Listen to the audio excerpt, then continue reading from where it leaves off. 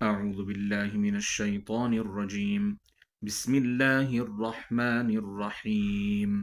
وفي خمسة وهي الأوائل ثاؤها، وفي الصاد ثم السين ضال تدخلا، وفي اللام راء وهي في الراء وأظهرا، إذا انفتحا بعد المسكن منزلا، سوى قال ثم النون تدغم فيهما، على إثر تحريك سوى نحن مسجلا، وتسكن عنه الميم من قبل بائها، على إثر تحريك فتخفى تنزلا، وفي من يشاء با يعذب حيثما، أتى مدغم الفدر الأصول لتأصلا، ولا يمنع الإدغام إذ هو عارض إمالتك الأبرار والنار أثقلا، وأشمم ورم في غير باء وميمها، مع الباء أو ميم وكن متأملا، وإدغام حرف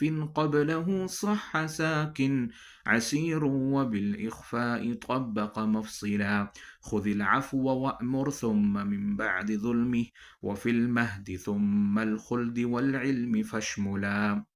بسم اللہ الرحمن الرحیم۔ تو محترم طلباء کرام، جیسا کہ جو ہے وہ شعر نمبر 149 آپ کے سامنے ہے، اور اس میں لفظی ترجمہ بھی ہے اور مفہوم بھی ہے، اور آپ نے یوں سمجھنا ہے کہ اس میں علامہ شاطبی رحمہ اللہ فرماتے ہیں وفی خمسۃ وہی الاوائل ثاؤها وفی الصاد ثم السین ذال تدخلا، یعنی سا کا ادغام دال کے حرف مذکورہ میں سے صرف پہلے 5 حروف میں، یعنی ترب سہل ذکا شذم ضفا، یعنی تا، سین، ذال، شین اور ضاد، ان 5 حروف کے اندر کیا ہوگا؟ ادغام ہوگا۔ جیسے مثلا حی تؤمرون وورث سلیمان والحرث ذلك حی شئتما، اور حدید ضعیفی فقط، اور ذال کا ادغام جو ہے وہ 2 حرفوں یعنی صاد اور سین میں ہوگا، جیسے فتخ السبیلہ سورہ کہف میں 2 جگہ، اور صاد کی مثال کیا ہے؟ متخ صاحبہ، ٹھیک ہے؟ تو اس طرح آپ نے کیا کرنا ہے؟ اس کو ادا کرنا ہے۔ 150ویں شعر کے اندر جو ہے وہ علامہ شاطبی رحمہ اللہ فرماتے ہیں وفی اللام راء وہی فی الراء واظہرا اذا فتح بعد المسکن منزلا، ٹھیک ہے؟ اور یعنی لام را میں اور را لام میں، یعنی دونوں ایک دوسرے میں کیا ہوں گے؟ مدغم ہوں گے، جیسے ہن اطہر لکم انہا لآیات رسول رسول ربک کمثل ریح، ٹھیک ہے؟ لیکن جب یہ لام آگے شرائط ذکر کرتے ہیں کہ کب یہ مدغم ہوں گے اور کب نہیں ہوں گے، اگر یہ لام جو ہے اور را مفتوح ہوں اور حرف ساکن کے بعد واقع ہوں تو پھر مدغم نہیں ہوں گے، اگر جو ہے وہ لام اور را دونوں جو ہیں وہ مفتوح بھی نہیں اور حرف ساکن کے بعد بھی واقع نہیں ہے، تو پھر وہاں پہ کیا ہوں گے؟ مدغم ہوں گے، وگرنہ اظہار ہوگا، جیسے الحمیر لترکبوها فعصوا رسول ربهم، اور ان الابرار لفی، لیکن قال کلام جو ہے وہ بھی مفتوح ہے اور حرف مدہ ساکن کے بعد واقع ہے، تو وہ اس سے کیا ہے؟ مستثنی ہے، وہ اگلے شعر میں اس کو کیا کریں؟ سمجھیں گے۔ تو لبائی کرام، یہ جو اگلا شعر ہے نا 151، اس کی جو تشریح ہے اس کو آپ نے سمجھنا ہے، بڑا ہی سے آسان اور سمپل سبق ہے، اس میں کوئی کسی قسم کی جو ہے نا وہ مشقت نہیں ہے، تھوڑا سا تفکر کرنے کی ضرورت ہے۔ یہ قواعد ذکر کیے جا رہے ہیں کہ کہاں پہ ادغام ہوگا اور کہاں پہ جو ہے وہ اظہار ہوگا۔ جیسے کہ یہ جو 51واں شعر ہے، سوا قال ثم النون تدغم فیہما علی اثر تحریک سوا نحن مسجلا، اس کے اندر فرماتے ہیں علامہ شاطبی رحمہ اللہ کہ لام جو ہے نا، قال کا لام جو ہے وہ اس سے کیا ہے؟ مستثنی ہے، سوا قال یعنی سوائے قال کے، یعنی پیچھے جو ذکر کیا گیا لام را مفتوح ہو ما قبل ساکن ہو تو اظہار ہوگا، وگرنہ ادغام ہوگا، تو قال میں بھی وہی قانون کا قاعدہ لگ رہا ہے، لیکن وہاں پہ کیا کر رہے ہیں؟ ہم اس کو اظہار میں پڑھ رہے ہیں، ادغام نہیں کر رہے، تو اس کا جو ہے وہ کیا قاعدہ ہے کہ وہیں قال جو ہے عام طور پہ کچھ الفاظ ایسے ہوتے ہیں جو رسم کے مطابق اور عرف میں ایسے ہی پڑھے جاتے ہیں، لکھے جاتے ہیں کثرت کے ساتھ، تو لہذا وہ ان قواعد سے کیا ہوتے ہیں؟ جو ہے وہ مستثنی ہوتے ہیں۔ جیسے کہ آگے بھی کہتے ہیں کہ اگر قاعدہ جو ہے وہ کالا میں لام جو ہے وہ مفتوح ہے، ما قبل اس کا جو ہے وہ ساکن ہے، تو بعد میں را آ گئی ہے تو وہاں پہ کیا ہوگا؟ ادغام ہوگا، جیسے قار ربی اور قار رجلانی۔ نون کا قاعدہ سمجھ لیں، نون کا قاعدہ یہ ہے کہ ما قبل متحرک ہو اور اس کا ادغام کہاں پہ ہوگا؟ لام اور را میں ہوگا۔ نون کا ما قبل متحرک ہو اور اگر اس کے بعد را آ گیا تو وہاں پہ کیا کریں گے؟ ادغام کریں گے، جیسے تعذر ربک ہے، اور اگر لام آ گیا تو وہاں پہ بھی ادغام کریں گے، نؤمن لک۔ اگر ما قبل ساکن ہے یعنی متحرک نہیں ہے تو وہاں پہ کیا کریں گے؟ اظہار کریں گے، جیسے یخافون ربہم یکون لہم۔ آگے کہتے ہیں نحنو کا جو نون ہے، جیسے پیچھے ذکر کیا کہ شعر میں سوا نحن مسجلا، کہ سوائے نحنو کے نون کے، کہ وہاں پہ جو ہے وہ بلا قید وہاں پہ کیا ہوا ہے؟ ادغام کیا ہوا ہے۔ جیسے آگے کہتے ہیں کہ کثرت دور کی اور ضمہ کی ثقالت کی وجہ سے وہاں پہ نون کے بعد لام آ گیا تو وہاں پہ کیا کریں گے؟ کیا کریں گے؟ اس کا جو ہے وہ ادغام کریں گے۔ قاعدہ کیا ہے کہ ساکن ہوگا تو اظہار کریں گے، لیکن یہاں پہ قاعدہ کیا لگے گا؟ نحنو میں ساکن ہے لیکن کیا کریں گے؟ ادغام کریں گے۔ نحن لک میں نحلک، ٹھیک ہے، تو وہاں پہ کیا کریں گے؟ ادغام کریں گے، ٹھیک ہے۔ تو نحنو کے نون کے بعد لام کا جو وقوع ہے نا وہ قرآن پاک میں ملتا ہے، لیکن را کا وقوع جو ہے نا وہ نہیں ملتا۔ نحنو کے نون کے بعد را جو ہے وہ وہیں قرآن پاک میں نہیں ملتی۔ یہ بلا قید قرآن پاک میں تمام جگہ جو ہے وہ نون کا ادغام کیا گیا ہے اگر اس کے بعد لام آ گیا تو۔ آگے جو شعر ہے 152، اس بڑا ہی آسان سبق ہے، اس میں بھی جو ہے وہ علامہ شاطبی فرماتے ہیں کہ وَتُسْكَنُ عَنْهُ الْمِيمُ مِنْ قَبْلِ بَائِهَا عَلَى إِثْرِ تَحْرِيكٍ فَتَخْفَى تَنَزُّلًا۔ یعنی ابو عمر بصری جو ہیں وہ منقول کرتے ہیں کہ جب میم کا ما قبل متحرک ہو اور اس کے بعد با آ جائے تو وہاں میم میں اخفا مع الغنہ ہوگا، جیسے اعلم بالشاکرین، علم بالقلم، حکم بین العباد۔ یعنی میم ساکن ہے، ما قبل متحرک ہے، تو بعد میں کیا آ گئی ہے؟ با آ گئی ہے، تو وہاں پر کیا کریں گے؟ اخفا کریں گے مع الغنہ، غنہ کے ساتھ، ٹھیک ہے۔ اعلم بالشاکرین، لیکن اگر میم کا ما قبل ساکن ہو تو اظہار ہوگا، جیسے ابراہیم بنیہ الیوم بجالوت واولی الارحام بعضهم۔ کہتے ہیں عمومی طور پہ تو دیکھا جاتا ہے نا کہ جب ساکن کریں گے تو اخفا ہوگا، تو وہاں پہ میں متحرک پہلے ساکن کرتے ہیں پھر بعد میں کیا کریں گے؟ لیکن یہاں پہ جو ہے وہ کیا کریں گے؟ مدغم کو مدغم فی میں بدل کر کیا کریں گے؟ اخفا کریں۔ یہ اس سے کیا ہے؟ تھوڑا فرق میں ہے، تھوڑا فرق ہے، متفرق ہے یعنی ہٹ کریں۔ تو یہ 152 کی کیا ہے؟ تشریح ہے، اور جو میں آپ کے سامنے مختصر مفہوم رکھ رہا ہوں، اس میں کوئی کسی قسم کی کوئی مشقت نہیں ہے، لفظی ترجمہ آپ کے سامنے ہے، مفہوم آپ کے سامنے ہے، بس آپ نے ادائیگی میں کیا کرنا ہے؟ جو ہے وہ پڑھنے کی مہارت پیدا کرنی ہے، ٹھیک ہے۔ تو یہاں جو شعر ہے 153واں شعر ہے، اس کے اندر جو ہے وہ علامہ شاطبی فرماتے ہیں وفی من یشاء با یعذب حیث ما اتی مدغم فادر الاصول لتاصلا۔ لفظی ترجمہ آپ کے سامنے ہے، مفہوم یاد کر لیں، یعنی یعذب من یشاء، قرآن میں جہاں کہیں بھی آئے گا امام سوسی کے نزدیک با کا میم میں کیا ہوگا؟ ادغام ہوگا۔ یہ کل قرآن پاک میں 5 مقامات پر آیا ہے یعذب من یشاء، سورہ بقرہ کے آخری رکوع میں ہے۔ اجتہادات سے یہ کیا ہے؟ خارج ہے، کیونکہ لفظ جو ہے یعذب، امام ابو عمر بصری اس کو ساکن البائی پڑھتے ہیں، وہ یعنی یعذبو کو امام ادغام کیسے کرتے ہیں؟ امام سوسی کے نزدیک یعذب من یشاء میں ادغام کیسے ہوگا؟ وہ پڑھتے ہیں یعذب من یشاء، ٹھیک ہے، وہ ادغام کبیر کرتے ہیں امام سوسی، اور لیکن امام عامر بصری جو ہیں وہ اس کو ساکن البا پڑھتے ہیں، وہ کیا کرتے ہیں؟ اس میں ادغام صغیر کرتے ہیں، اس لیے اس کا ادغام اس شعر کے مفہوم سے خارج ہے۔ یعذب من یشاء کو جو ذکر کیا نا کہ قرآن پاک میں، یہ تخصیص سے مفہوم ہوا کہ اس کے علاوہ باقی سب جگہ کیا ہوگا؟ اظہار ہی ہوگا، ادغام صرف یعذب من یشاء میں ہوگا، ٹھیک ہے، یعنی جو یعذب با کا جو ادغام ہوگا وہ صرف یعذب من یشاء میں تخصیص کیا گیا، باقی سب میں کیا ہوگا؟ باقی تمام مقامات پر اگر جو ہے وہ اس کے بعد یعنی من یشاء نہیں ہے، یعذب کے بعد من یشاء نہیں ہے، با کے بعد جو ہے وہ یعذب من یشاء جو ہے یہ قرآن پاک میں تخصیص کے ذکر کیا گیا ہے، اور اسی کے ساتھ یہ قاعدہ خاص ہے با کو میم کے ساتھ ادغام کرنے کا، ٹھیک ہے، وگرنہ جو ہے وہ اظہار ہوگا، جیسے ان یضرب مثلا، وہاں پہ جو ہے وہ قاعدہ نہیں، قاعدہ صرف یعذب من یشاء میں۔ اس لیے فرماتے ہیں کہ تو اصول سمجھ تاکہ تو باصول آدمی کیا ہو جائے؟ بن جائے۔ یہاں تک کہ حروف مدغم کی تفصیل ختم ہو گئی ہے، آگے جو ہے وہ کہتے ہیں مثلین متقاربین کے جو 2 باب ہیں، دونوں بابوں میں مطلقاً جو ادغام کبیر سے تعلق رکھتے ہیں، تو ہر ایک جو ہے وہ اگلے شعر میں جو ہے وہ ان کے قواعد ذکر کریں گے۔ تو یہ جو شعر نمبر 154 ہے اس کے مفہوم کو آپ نے جو ہے وہ سمجھنا ہے کہ علامہ شاطبی رحمہ اللہ فرماتے ہیں وَلَا يَمْنَعُ الْإِدْغَامُ إِذْ هُوَ عَارِضٌ إِمَالَةَ كَالْأَبْرَارِ وَالنَّارِ أَثْقَلَ۔ اب یہاں پہ کیا کرنا ہے کہ علامہ شاطبی رحمہ اللہ فرماتے ہیں کہ ادغام جو ہے وَلَا يَمْنَعُ ادغام، کہ ادغام مانے نہیں ہے۔ ادغام مانے نہیں کا مطلب کیا ہے کہ امالہ کو مانے نہیں ہے، ادغام امالہ کو مانے نہیں ہے، کیونکہ ادغام عارضی ہوتا ہے۔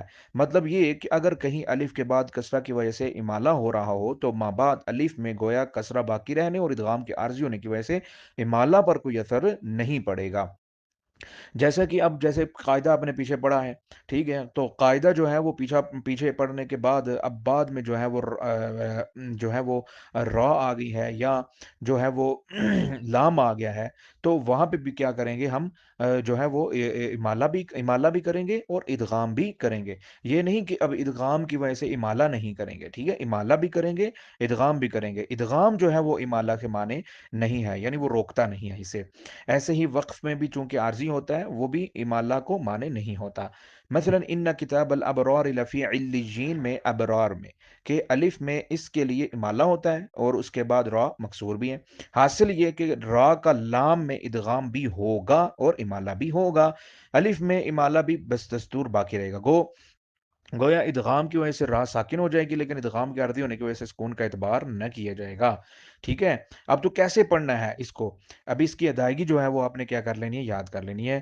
ان کلا ان کتاب الابرار لفی علیین، ابرار لفی علیین، ٹھیک ہے، مالا بھی کریں گے گنہ بھی کریں گے، ابرار ابرار فی علیین، ٹھیک ہے۔ آگے جو ہے را کا ادغام اور اس کا امالہ کیسے، فقنا عذاب النار ربنا عذاب النار ربنا، ٹھیک ہے، تو اس طرح پڑھیں گے۔ امالہ کل برار کاف برائے تشبیہ مانا مثلا، اس حیثیت سے لفظ امالہ اس کی طرف مضاف ہے، یعنی امالہ، یہ جو آگے میں تفسیر ہے۔ آگے کہتے ہیں کہ علامہ شاطبی رحمہ اللہ جو ہے وہ نبینا تھے، ہو سکتا ہے کہ جس وقت یہ لفظ املا کرایا ہو تو سامع نے اس کو بجائے کاف مخاطب کا کاف تشبیہ سمجھ لیا ہو، ٹھیک ہے، امالتا کل ابراری، لیکن ابراری لفی علیین، ٹھیک ہے، امالہ کل ابراری کل ابراری، ٹھیک ہے۔ تو کاف جو یہاں پہ جو ذکر کیا نا یہ کہتے ہیں کہ بمانہ مثل کے ہیں، ٹھیک ہے، لیکن نیت تشریح میں جو ہے وہ فرماتے ہیں صاحب تصنیف کے بجائے کاف مخاطب کا کاف تشبیہ سمجھ لیا ہو۔ اسقلا یہ ادغام سے حال ہے، یعنی کوئی اعتراض کر سکتا ہے نا کہ کل ابرار کاف سے کیا مراد ہے، تو پھر وہاں پہ آپ نے بتانا ہے کہ یہ کاف جو ہے برائے تشبیہ بمعنی میں مثل ہے، اس حیثیت سے لفظ مالا اس کی طرف مضاف ہے، یعنی مالا مثل الابرار، نیز ہو سکتا ہے کہ کاف ضمیر مخاطب کا بھی ہو، لفظ الابرار مالا کا مفعول ہو، لیکن وہاں پہ جو ہے وہ اس کا جو مدلل جواب ہے وہ یہی ہے کہ علامہ شاطبی جو ہیں وہ نبینا ہے اور اس لیے ہو سکتا ہے کہ ان کو املا کراتے وقت انہوں نے اس کاف کو جو ہے وہ کیا ہو سنا ہو، ٹھیک ہے، لہذا اس لیے اس کو کاف سے تشبیہ دی گئی ہے۔ آگے کہتے ہیں ادغام سے حال ہے مثلا ثقیلاً، یعنی وہ تشدید جو ادغام کی وجہ سے حاصل ہو، یہ قید کسی احتراز کے لیے نہیں بلکہ جو ہے یہ قید اتفاقی ہے، ٹھیک ہے۔ اس کو آپ نے اب اچھے طریقے سے یاد کر لینا ہے، مشق کر لینی ہے ادغام کا اور امالہ کا، ٹھیک ہے۔ خلاصہ یہ ہے کہ آپ نے یوں سمجھنا ہے کہ با اور میم کا ادغام با اور میم میں ہو دوسرے تمام حروف کے ادغام کبیر میں مدغم پر اشمام روم بھی کر سکتے ہیں سوائے با اور میم کے، ٹھیک ہے۔ کہتے ہیں کہ مثلین یا متقاربین میں سے جب کسی حرف کا دوسرے حرف میں ادغام کبیر کرو اور حرف اول مدغم پر ضمہ ہو تو اس پر ادغام کے ساتھ ساتھ اشمام بھی کر سکتے ہیں، اسمام بھی کر سکتے ہیں، روم بھی کر سکتے ہیں، جب کہ مدغم کیا ہو، مضموم ہو، مفتوح ہوگا تو اشمام اور روم نہیں ہوگا، ٹھیک ہے۔ اسی طرح جو ہے وہ مکسور ہوگا تو اشمام اور روم جو ہے وہ نہیں ہوگا، صرف ضمہ کی حالت میں جو ہے وہ کیا ہوگا، اشمام اور روم ہوگا، آگے جو ہے اس کی تفصیل بھی آ جائے گی۔ لیکن با اور میم جو ہے یہ اس سے مستثنا ہے۔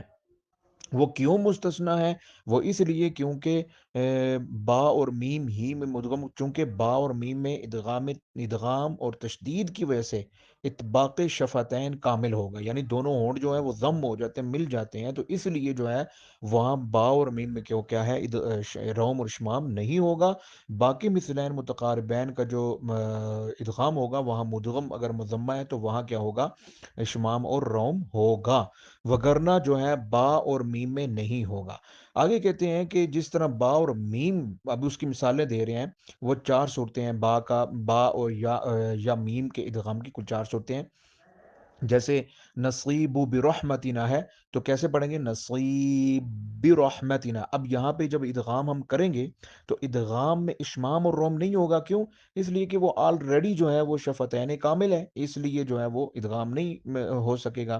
تو آگے جو وہ کہتے ہیں کہ با کا میم میں، جیسے یعظم من یشاء، یا میم کا میم میں، یعلم ما، میم کا با میں، جیسے اعلم بکم، ٹھیک ہے؟ تو ان چار صورتوں کے اندر اس لیے نہیں ہوگا کیونکہ وہ آلریڈی کیا ہے، اطباق شفتین کی وجہ سے جو ہے وہ روم اور شمام نہیں ہو سکے گا۔ تو بعض اہل ادا جو ہیں، جس طرح با یا میم کا میم یا میم کا با میں، تو اس طرح جس طرح وہاں ادغام نہیں جو ہے وہ روم شمام نہیں ہوگا، اسی طرح جو ہے وہ کہتے ہیں کہ فا کو بھی اس میں داخل کر لیے جائے، کیونکہ وہ بھی حروف شفویہ ہے، تو وہاں پر بھی جو ہے وہ روم شمام کو روم کی تو اجازت بعض محققین جیسے شیخ ادباع جو ہیں وہ فا میں اجازت دیتے ہیں، لیکن اشمام کی اجازت نہیں دیتے، جیسے تعریفی شیخ ادباع جو ہیں، بعض اہل دیان نے جو ہے وہ فا کو مستثنیٰ کیا ہے، لیکن شیخ ادباع جو ہیں انہوں نے جو ہے وہ فا کے اندر روم کی اجازت دی کہ اشمام کی اجازت نہیں دی۔ آگے کہتے ہیں کہ اب ان کی تین صورتیں بن جائیں گی، ٹھیک ہے؟ تنبیہ یاد کر لیں، کہ تنبیہ یہاں پہ نوٹ کر لیں کہ روم کے ساتھ ادغام خالص ممنوع ہے، روم کے ساتھ جو ہے وہ ادغام خالص نہیں ہوتا، اشمام کے ساتھ جو ہے وہ ادغام خالص ہوگا۔ اشمام روم کی ادائیگی میں اس کے محل یعنی مدغم کا خیال رکھنا چاہیے، کہ ایسا نہ ہو کہ مدغم فی پر کیا جائے، یعنی مدغم کی اب تین مثالیں آپ سمجھ لیں کہ مدغم مفتوح ہو، مضموم ہو یا مکسور ہو، ٹھیک ہے؟ مفتوح ہو جیسے شاہد شاہدن ہے، تو یہاں پہ ادغام خالص ہوگا، روم اور اشمام نہیں ہوگا، کیونکہ مفتوح ہے نا، تو مفتوح میں روم اشمام نہیں ہوگا، جیسے شاہد شاہدن، ٹھیک ہے؟ تو یہاں پہ جو ہے وہ روم اشمام نہیں ہوگا۔ مضموم میں البتہ جو ہے وہ ہوگا، ادغام خالص مع السکون ہوگا۔ اب اس میں تین صورتیں بن جاتی ہیں مدغم مضموم میں، ادغام خالص مع السکون، ادغام خالص مع الاشمام، ادغام غیر خالص مع الروم۔ تو یہ کیا بن جائیں گی، تین قسمیں بن جائیں گی۔ ادغام خالص مع السکون، سیوفلنا، ٹھیک ہے؟ سیوفلنا، فلنا، ٹھیک ہے؟ آگے ادغام خالص مع الاشمام، اب خالص بھی ہوگا، یعنی فل لنا، را کو جو ہے لام میں بدلیں گے، مدغم کریں گے، تو اس میں جو ہے وہ اشمام بھی ہوگا۔ اب وہ جو ہے وہ آپ کو پتہ ہی ہے، اشمام کے جہاں پہ جو ہے وہ ضمہ کی طرف گول ہونٹوں کو گول کر کے ضمہ کی طرف اشارہ دیتے ہیں، ٹھیک ہے؟ سیو فلنا، فلنا، ادغام خالص مع السکون کیسے ہوگا، یغفر لنا، یغفر لنا، ٹھیک ہے؟ سکون بھی ہوگا، ساتھ میں خالص بھی ہوگا، ادغام بھی ہوگا اور سکون بھی ہوگا را کا، اور آگے جو ہے وہ خالص ہی ہوگا، یعنی را کا کوئی سکون نہیں ہوگا، خالص فلنا، میم کے لام کے ساتھ بدلیں گے اور اشمام کریں گے۔ اور تیسری صورت کیا بن جائے گی کہ ادغام وغیرہ نہیں ہوگا، خالص نہیں ہوگا، لیکن روم ہوگا، ٹھیک ہے؟ اور روم کو آپ کو پتہ ہی ہے کہ جو اس کی تیسرا حصہ حرکت کا پڑھنا، تو وہ آپ کو پتہ ہی ہے۔ آگے کہتے ہیں کہ حرف مدغم سے پہلے جو ہے وہ مدغم مکسور ہو، جیسے من بعد ظلمہ، تو یہاں ادغام خالص مع السکون، من بعد ظلمہ، اور ادغام غیر خالص مع الروم، دو صورتیں اس میں بنے گی، ٹھیک ہے؟ من بعد ظلمہ، حرکت کا تیسرا حصہ پڑھنا ہے تو اسے روم کہیں گے، ٹھیک ہے؟ تو وہاں پہ روم کریں گے۔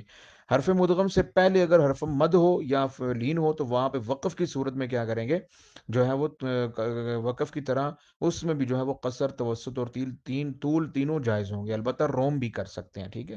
الرحیم مالکی یقول ربنا قوم موسیٰ، ادغام جو ہوگا، جیسے الرحیم مالکی مدغم ہے نا، تو یہاں پہ کیا کریں گے، طول توسط اور قصر، یعنی روم بھی کر سکتے ہیں، اور ادغام کے ساتھ طول توسط اور قصر تینوں وجہ کیا کر سکتے ہیں، پڑھ سکتے ہیں، لیکن روم جب پڑھیں گے نا، روم کی صورت، تو وہاں پہ صرف قصر پڑھیں گے، طول توسط نہیں کریں گے۔ تو محترم طلباء اکرام، یہ جو شعر نمبر 157 اور 156 ہے، اس کے مفہوم کو آپ نے اچھے طریقے سے سمجھ لینا ہے کہ دو مذہب ہیں، ایک متاخرین کا، ایک متقدمین کا۔ متقدمین جو ہیں وہ ادغام کرتے تھے، اور متاخرین جو ہیں وہ حرف مدغم میں اگر اس سے پہلے حرف صحیح ساکن ہو، قاعدہ سمجھ لیں کہ اگر حرف مدغم سے پہلے حرف صحیح ساکن ہو تو وہاں متاخرین کیا کرتے ہیں؟ اختلاس کرتے ہیں، اور متقدمین ادغام کرتے ہیں۔ اختلاس اور ادغام دونوں کیا ہیں؟ جائز ہیں۔ خذ العفو وأمر، خذ العفو وأمر، خذ العفو وأمر، ٹھیک ہے؟ اس اختلاس اور ادغام دونوں جائز ہیں۔ من بعد ظلمه، من بعد ظلمه، من بعد ظلمه، من بعد ظلمه، فی المہد صبیہ، یعنی فی المہد صبیہ کو ادغام، فی المہد صبیہ اختلاس، فی المہد صبیہ، دار الخلد جزاء، دار الخلد جزاء، من العلم ما لك، من العلم ما لك، من العلم ما لك، ٹھیک ہے؟ تو اختلاس اور ادغام دونوں ہوں گے، متاخرین اختلاس اور متقدمین ادغام۔ علماء صرف و نحو کا اصول یہ ہے کہ اجتماعی ساکنین صرف اس وقت ہوتا ہے جب کہ پہلا ساکن حرف علت یعنی حرف مد یا حرف لین ہو۔ اگر پہلا ساکن حرف صحیح ہو تو یہ اجتماعی ساکن عارضی ہونے کی وجہ سے وقفاً صحیح، مثلا وصلاً صحیح نہیں ہے۔ اس سے معلوم ہوا کہ مذکورہ اجتماعی ساکنین صحیح نہیں۔ علماء کی ایک جماعت نے متقدمین کی بھی حمایت کی ہے، قرات متواتر ہیں، اور علماء صرف و نحو نے جو اصول جمع کیے ہیں وہ احاد ہیں، متواتر کے درجے میں نہیں، لہذا کوئی وجہ نہیں قرہ جو کثیر بھی ہیں اور عادل بھی ہیں کہ مسلک کو قبول نہ کیا جائے۔ دوسرے یہ کہ نحویین کا اجماع بدون قرہ کے منعقد بھی نہیں ہوتا، کیونکہ نقل لغت میں جس طرح نحویین کا حصہ ہے، قرہ بھی اس باب میں کسی طرح ان سے پیچھے نہیں۔ اکثر قرہ خصوصاً امام معمر بصری، امام کسائی، علم لغت و نحو کے زبردست امام تسلیم کیے گئے ہیں۔ امام ملا علی قاری فرماتے ہیں کہ امام ملا علی قاری ہیں کہ زمخشری وغیرہ کا اس جگہ اعتراض بالکل بے معنی ہے، کیونکہ ادغام مثل وقف کے ہوتا ہے، جس طرح وقف میں اجتماعی ساکن مطلقاً صحیح ہے، اس طرح وہاں بھی ادغام صحیح ہے۔ شیخ دبا کہتے ہیں علامہ جزری نے ادغام خالص اور اختلاس دونوں طریقوں کو صحیح کہا ہے، اس پر ہمارا عمل بھی ہے۔